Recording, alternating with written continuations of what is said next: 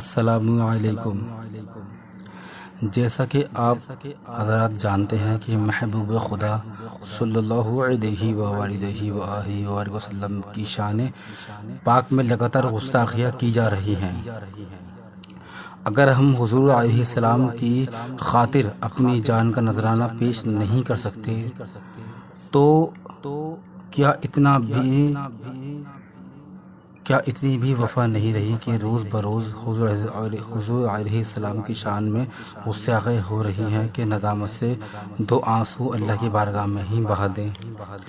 اپنے نبی علیہ السلام کی عزت کے لیے جان نہیں دے سکتے تو کیا بددعا بھی نہیں کر سکتے کہ یا اللہ گستاخ رسول کو ہلاک و برباد فرما دے، اس پر اپنا بدترین عذاب نازل فرما، اللہ کی بارگاہ میں ندامت کے دو آنسو ہی گرا دیں ہم لوگ۔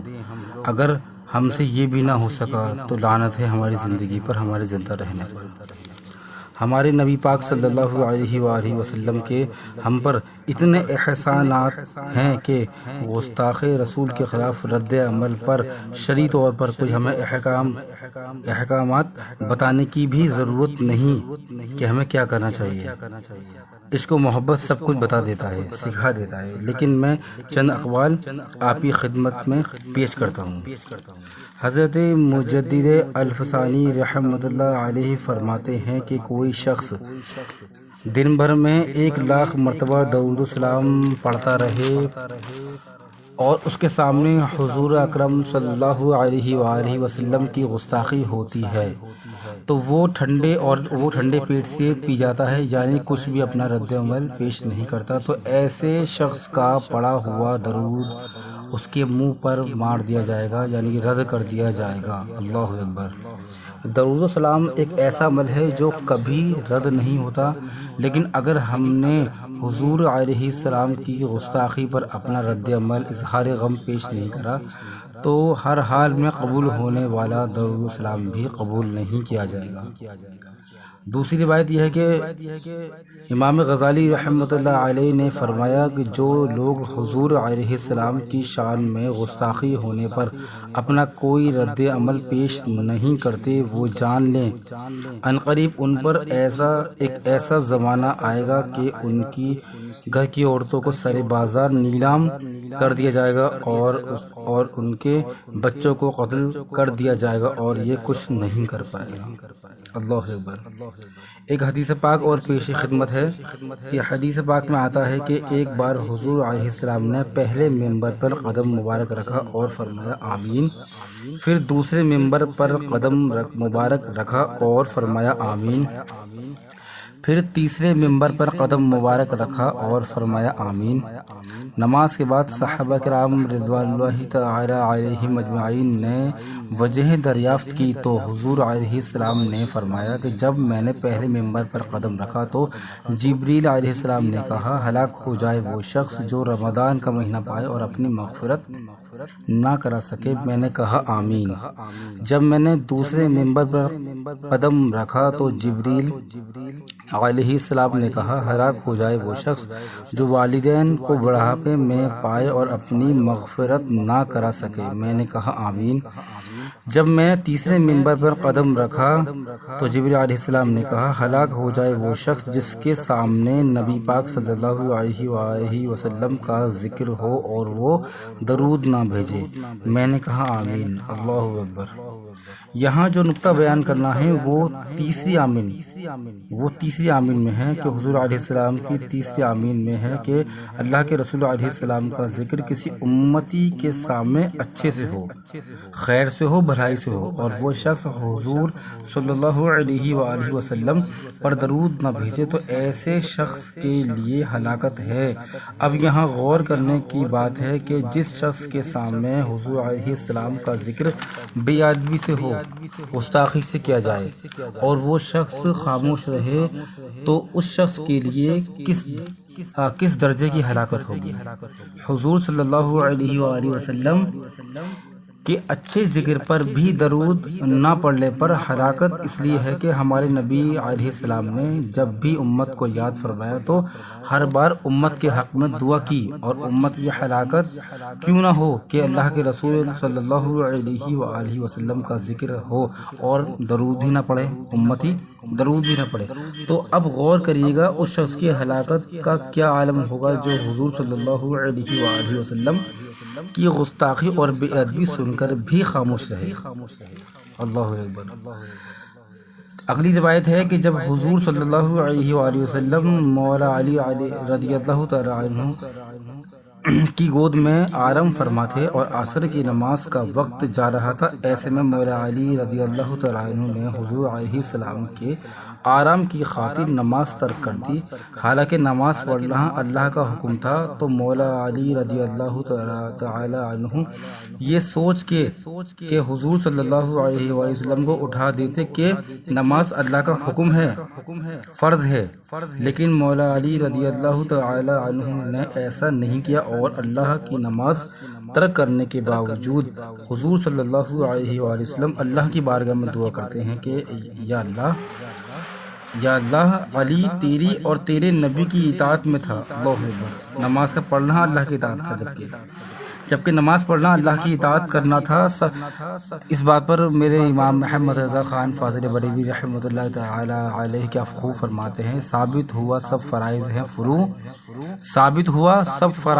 فروع، اصل و اصول بندگی اس تاجور کی ہے، اصل و اصول بندگی اس تاجور کی ہے۔ بہرحال مولا علی رضی اللہ تعالیٰ عنہ نے حضور علیہ السلام کے آرام کی خاطر نماز ترک کر دی، اور ہم حضور علیہ السلام کی گستاخی سننے کے باوجود اسی رب کے فرض ادا کر رہے ہیں جس رب کو اپنی نماز پڑھوانے سے زیادہ اپنے محبوب کا آرام پسند ہے۔ اب غور کرتے ہیں کہ اگر ہم نے حضور صلی اللہ علیہ وآلہ وسلم کی گستاخی پر ہمیں احساس بھی نہ ہوا اور اللہ کی نماز پڑھتے رہے، عبادت کرتے رہے، ریاضت کرتے رہے، تو کیا اللہ ہم سے اس حال میں پڑھی گئی نمازیں اور عبادتیں قبول فرمائے گا؟ ہرگز نہیں۔ اسے تو اپنے نماز سے زیادہ اپنے محبوب کا آرام پسند ہے، اسے اپنے محبوب کی ناموس کتنی عزیز ہوگی۔ میرا یہ سب بتانے کا مقصد یہ نہیں ہے کہ آپ نمازیں ترک کر دیں، بلکہ میرا بتانے کا مقصد یہ ہے کہ ہم حضور صلی اللہ علیہ وآلہ وسلم کے معاملات میں بے خبر کیوں ہیں، اتنی گستاخی ہونے کے باوجود ہماری آنکھیں خشک کیوں ہیں، ہماری آنکھوں سے اشک کیوں نہیں نکلتے، ہمارا درد کہاں گیا؟ ہمیں تڑپ جانا چاہیے تھا، راتوں کو نیند اور دن کا چین ہمارا بے چینی میں بدل جانا چاہیے تھا، اور ہم کس درجے میں، اور ہم کیا کر رہے ہیں؟ اگر ہم اسی بے خبری اور خشک آنکھوں کے ساتھ اللہ کی بارگاہ میں حاضر ہوئے ہوں گے تو اللہ ہماری نمازوں کو ہمارے منہ پہ پھینک دے گا۔ آئیے اپنی نمازوں کو اللہ کی بارگاہ میں، اپنی نمازوں کو اور اپنی عبادات کو اللہ کی بارگاہ میں مقبول بناتے ہیں کہ کچھ وقت اللہ کی بارگاہ میں رو کر ملعون گستاخوں کے لیے بد دعا کرتے ہیں۔ اگر مولا علی رضی اللہ تعالی عنہ حضور صلی اللہ علیہ وآلہ وسلم کے آرام کی خاطر نماز ترک کر سکتے ہیں تو کیا ہم حضور صلی اللہ علیہ وآلہ وسلم کی ناموس کی خاطر اور اپنی نمازوں کی مقبولیت کی خاطر کچھ وقت اللہ کی بارگاہ میں گستاخوں کے لیے بد دعا بھی نہیں کر سکتے؟ یہ سب سے کم درجہ ہے، مومن کے لیے سب سے کم درجہ ہے، کم سے کم اتنا تو پڑھے۔ تو آپ حضرات کی بارگاہ میں یہ التجا ہے، گزارش ہے کہ کم از کم اللہ کی بارگاہ میں چند آنسو ہی پیش کر دیجیے۔ کچھ نہیں کر سکتے تو اللہ نے 2 آنکھیں دی ہیں رونے کے لیے، اللہ کو آنسو بڑے پسند ہیں۔ چاہیے یہ تھا کہ ہم اپنی جانیں بھی قربان کر دیتے، لیکن کم سے کم کچھ نہیں کر سکتے تو یہ تو کر سکتے ہیں۔ ہم لوگوں نے ایک وظیفہ بھی شروع کرا ہے کہ لا حول ولا قوت الا باللہ کا، تو آپ حضرات سے گزارش ہے کہ کہ جتنا بھی ہو سکے کوئی بھی وظیفہ درود و سلام ہی چاہیں پڑھیں، اللہ کا کوئی بھی نام اس میں مبارک پڑھیں، کچھ بھی پڑھیں، لیکن اس نیت سے کچھ وظیفہ اللہ کی بارگاہ میں کچھ بھی پڑھیں اور اللہ کی بارگاہ میں دعا کریں، اور ہو سکے تو اور مساجد میں اور ان لوگوں تک بھی بات پہنچائیں، یہ آڈیو یہ ویڈیو پہنچائیں کہ جن لوگوں تک نہیں پتہ، تاکہ ان لوگوں کو کچھ سمجھ آئے کہ وہ کیا کر رہے ہیں، کہ روز محشر میں صرف انہی کی شان دکھائی جائے گی، صرف ان کی شان، اور روز محشر قائم صرف اس لیے ہوگی کہ ان کی شان دکھائی جائے گی۔ تو غافل نہ ہوں، بالکل بھی غافل نہ ہوں، آپ سمجھیں اس بات کو، بہت تنہائی میں بیٹھ کر سوچیں کہ اللہ تعالیٰ نے اگر روز محشر پوچھ لیا کہ کیا کر کے آئے تھے اپنے میرے محبوب کے لیے جو پوری زندگی آپ کے لیے روتے رہے، پوری زندگی آپ کے لیے آنسو بہاتے رہے، تو اس وقت ہم کیا جواب دیں گے؟ ہمارے پاس کوئی جواب نہ بن سکے گا، کہ ہماری بخشش کا سارا مدار اللہ کے رسول علیہ السلام کی ذات مبارک پر ہے۔ ہم کیا جواب دیں گے اپنے آقا کو؟ اپنے آقا کو ہم کیا منہ دکھائیں گے؟ قبر میں بھی انہی کا ساتھ ہوگا، حشر میں بھی انہی کا ساتھ ہوگا، اگر ساتھ نہیں ہوگا تو پھر تو دوزخ کا دروازہ ہمارے لیے کھلا ہوگا۔ اے مسلمانوں، جو بھی جہاں تک میری یہ بات پہنچے آگے تک پہنچا دیجیے گا۔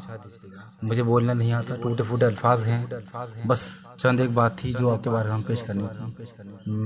میں کوئی ریکارڈنگ وغیرہ یا میں کوئی فن نہیں جانتا، لیکن بس یہ تھا کہ کچھ دلائل تھے، کچھ بات تھی جو آگے تک پہنچا دوں۔ یہ دیکھا کہ امت میں بڑی خاموشی ہے، امت ہندوستان میں بڑی خاموشی ہے، کہ یہاں گستاخی پہ گستاخی ہو جائے، یہاں بڑی خاموشی ہے۔ تو بس آپ لوگوں کی بارگاہ میں یہ التجا ہے کہ اللہ کی بارگاہ میں دعا کرے گا کہ اللہ تعالیٰ اپنا عذاب نازل فرمائے ان گستاخوں پر جن بدبختوں نے، ملعونوں نے میرے اور آپ کے اور اللہ کے محبوب اعظم صلی اللہ علیہ وآلہ وسلم کے شان اقدس میں گستاخی کرے۔ السلام علیکم۔